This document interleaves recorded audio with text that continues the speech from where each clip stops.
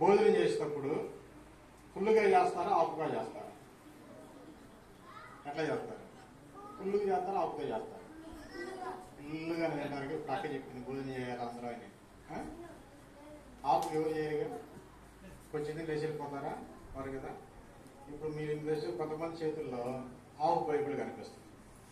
ఇప్పుడు మీకు ఆకులు ఏం అర్థమైంది? ఏం అర్థం కాదు.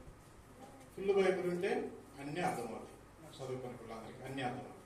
కాబట్టి మీరు బైబిల్ తీసుకోండి, ఓకేనా? ఫుల్ బైబిల్ అంటే పెద్ద బైబిల్, పాత నిబంధన కొత్త నిబంధన రెండు కలిసి ఉన్న బైబిల్ ఫుల్ బైబిల్. అవి తీసుకోండి, అవి తీసుకుంటే అన్నీ ఉంటాయి.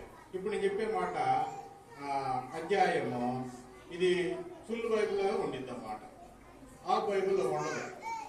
అప్పుడు మీరేం చేస్తారు? ఆ బైబిల్లో లేదని నెలకొండ సైలెంట్గా కూర్చోండి. సరే, మాట చదువుకుందాము.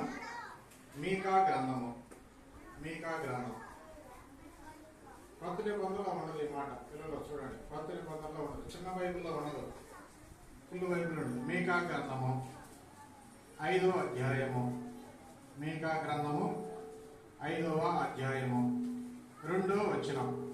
మీకా గ్రంథము 5వ అధ్యాయము 2వ వచనం. తీసారు అందరూ?